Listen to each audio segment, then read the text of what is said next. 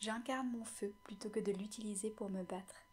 Bienvenue dans la série des arcanes mineurs pour plonger dans les profondeurs de chaque carte grâce à l'astrologie. Voici l'épisode consacré au 5 de bâton. En numérologie, le 5 correspond à un carrefour, un croisement, une transition. On passe du 1, 2, 3, 4 au 6, 7, 8, 9. Et ensuite on a le 10. Et puis les personnages de la cour. Mais au 5, on est vraiment dans une transition, un passage entre les chiffres de 1 à 4 et de 6 à 9.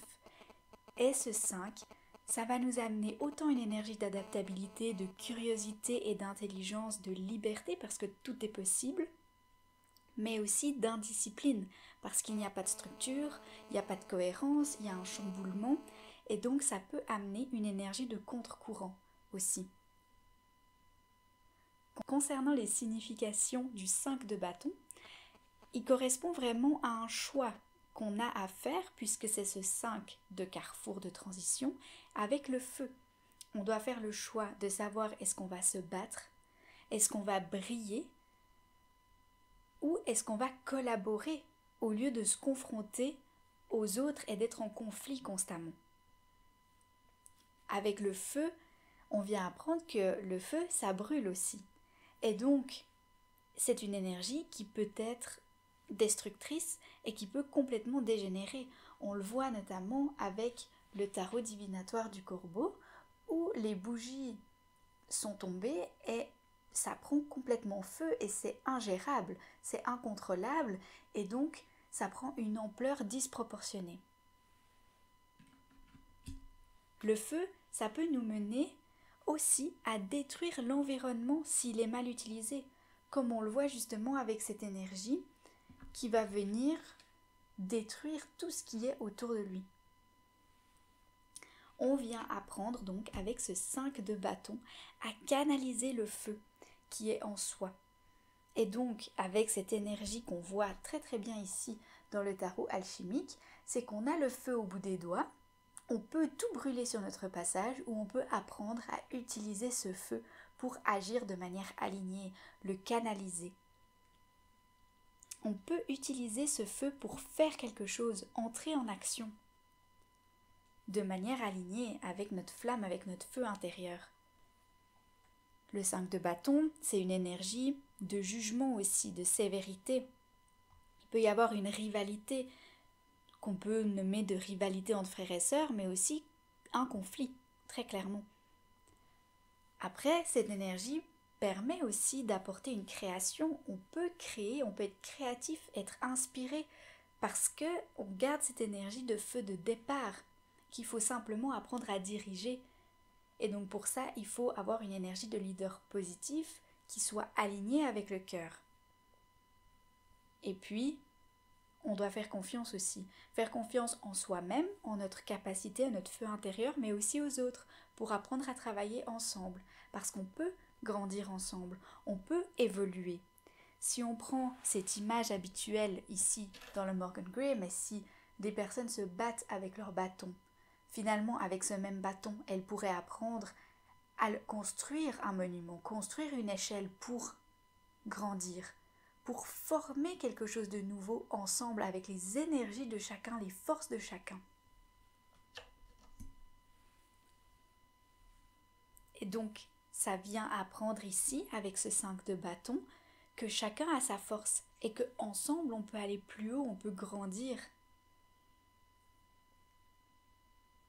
Et donc, parfois, on aurait tendance à voir les différences entre chacun comme une excuse pour de la violence ou de la haine ou pour combattre, essayer de convaincre, de s'attaquer l'un l'autre. Mais le 5 de bâton nous amène à réaliser que ça sert à rien de se battre les uns contre les autres parce qu'on est plus fort ensemble. Et que parfois quand même, la compétition, ça peut être un moteur de progression. Et de vouloir faire mieux l'un que l'autre, au final, on s'augmente mutuellement. Mais pour ça, il faut en être conscient et savoir avoir cet esprit critique quand même en nous. En astrologie, l'énergie du bélier, dans ses aspects négatifs, elle vient apporter une colère. il aime le bélier, la confrontation, il aime la compétition, il aime se battre, il aime aller à la bataille. Et donc ça peut emmener dans des aspects négatifs avec le 5.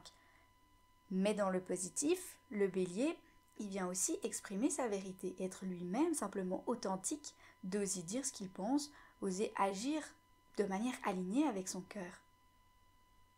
Et donc, on peut se questionner aussi sur cette colère.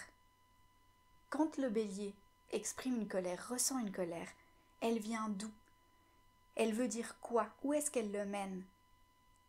Et est-ce que cette colère, elle ne viendrait pas guider la personne concernée vers des actions alignées et lui montrer qu'est-ce qui n'est pas cohérent? Souvent la colère, elle apparaît quand il y a des besoins qui ne sont pas respectés.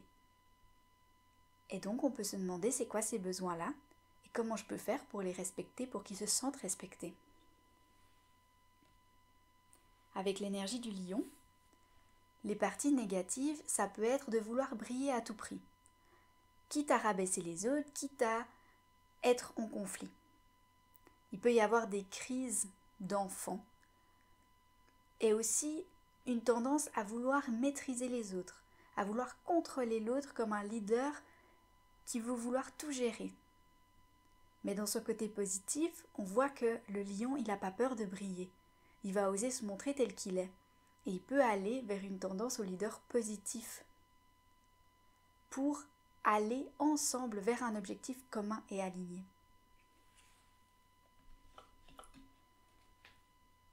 Avec l'énergie du Sagittaire, dans ces élans négatifs, on va avoir un excès dans tout. Trop d'émotions, trop d'explosions, du feu qui vient s'emporter, comme on l'avait vu avec ce tarot divinateur du corbeau, où finalement le feu s'emporte, il y en a trop, ça va dans tous les sens, on ne sait pas le gérer. Mais dans ces aspects positifs, on a un optimisme et une positivité qui est vraiment hors du commun et capable d'affronter toutes les épreuves. On parle aussi de lunettes roses, le fait de voir la vie du bon côté. Et donc ça nous invite à nous ouvrir aux autres et à découvrir les différences de chacun et les embrasser, les voir de manière positive et comme des manières de se nourrir. Si on regarde maintenant le tarot de Marseille ici, on comprend avec la composition de la carte qu'avec le 4 d'avant, on avait une sorte de balance, une sorte d'équilibre. Et que le 5e bâton, qui est à la verticale alors que les autres étaient alignés et balancés, on vient chambouler cet équilibre, chambouler la dynamique qui était posée et paisible avec le 4. Et donc le 5 de bâton, ça vient amener un désir qui est différent et qui amène une sorte de rivalité, une concurrence avec ce qui était déjà présent avant. Et donc, on peut aussi voir ça comme deux tentatives qui sont opposées. On aurait par exemple des tentations de la sexualité d'un côté et des tentations de la spiritualité d'une autre. Mais ce qui est intéressant ici, c'est de venir amener l'un et l'autre dans une union et de se défaire de cette opposition qui pourrait y avoir entre les deux pour comprendre que l'un et l'autre peuvent travailler ensemble. Autant dans l'énergie sexuelle des pulsions, des désirs, qu'on va venir approfondir, rechercher quelle est l'origine de ces désirs, comment explorer les pulsions. Et que dans la spiritualité, ça va nous permettre d'élever cette énergie sexuelle pour l'amener dans des dimensions spirituelles et alignées. Avec le 5 de bâton, puisque ça vient défaire la dynamique de stabilité qu'on avait avec le 4 ici, ça va nous amener à se défaire des habitudes, à aller au-delà de ce dont on était habitué ou on était stable. Avec le tarot des rêves de Gaïa ici, on voit très clairement la notion de combat, de conflit, de rivalité. Il y a une compétition entre les deux personnages, même une agressivité. On voit clairement le désaccord et le feu justement, qui vient s'amener à battre. Et ce qui est très intéressant, c'est que tout est rouge, tout est sanguin, flamboyant, à part au niveau de la tête. Donc c'est comme si on réfléchit plus trop, on veut juste se battre, on veut juste prouver que notre place est légitime et qu'on a notre importance, que notre identité mérite d'être entendue, mais on ne réfléchit pas. Et donc ça crée un chaos, ça crée des embûches, des obstacles et généralement des combats, des désaccords, des conflits. Ce qui est intéressant, c'est le tarot Vision Quest ici, qui nous parle de stress. Et donc le stress, ça peut être soit ce qui cause les conflits, ou alors un stress causé par les conflits. Donc, qu'est-ce qui est à l'origine du conflit? Est-ce que c'est le stress? Est-ce que c'est justement, comme on en a parlé avant, le fait d'avoir des besoins qui sont incompris, qui sont incomplétés? Ou est-ce que c'est ce combat qui crée du stress? Et donc le stress est à l'origine du combat, ou alors est-ce que c'en est la conséquence?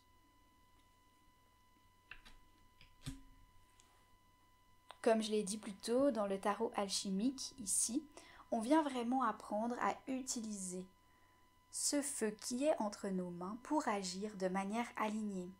Parce qu'il y a un feu qui brûle en nous, une envie d'agir, et c'est à nous de s'assurer qu'on sait la canaliser et l'utiliser pour ne pas tout brûler sur notre passage. Ce qui est intéressant avec le tarot du bon karma, c'est qu'il vient amener cette énergie de conflit de manière plus froide, plus en termes de désaccord, peut-être fondamental, des directions différentes, des personnes qui regardent simplement dans des directions différentes, qui ne se regardent pas, qui ne se comprennent pas.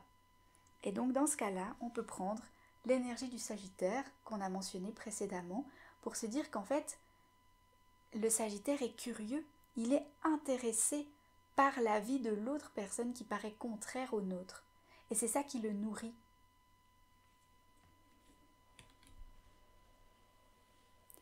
Ensuite, si on regarde le Lilifère tarot ici et puis le tarot de la fortune ici, on voit que les éléments astrologiques qui sont utilisés, c'est Saturne et le lion.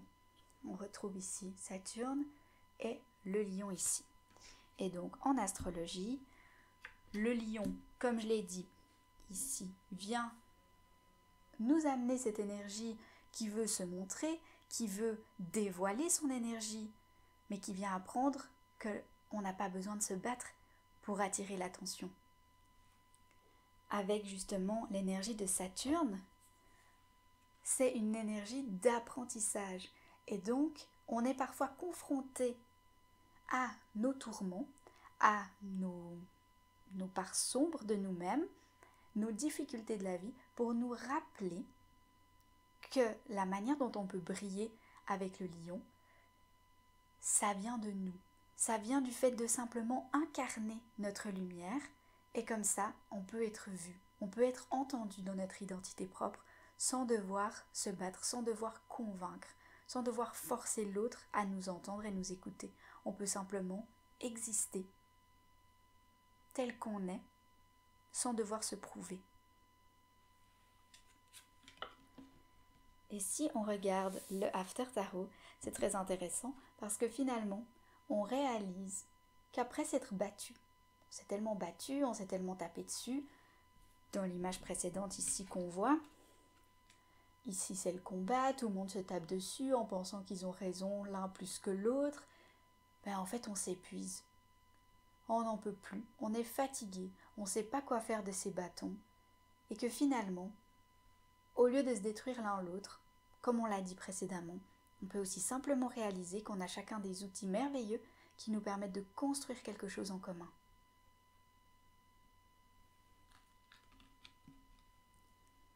Donc voilà, avec cette énergie du 5 de bâton, on peut venir se demander comment est-ce que j'ai envie d'utiliser mon feu intérieur. Merci d'avoir regardé cette vidéo. N'hésitez pas à aller voir la description pour avoir les références des tarots utilisés dans la vidéo ainsi que ma bibliographie. À bientôt!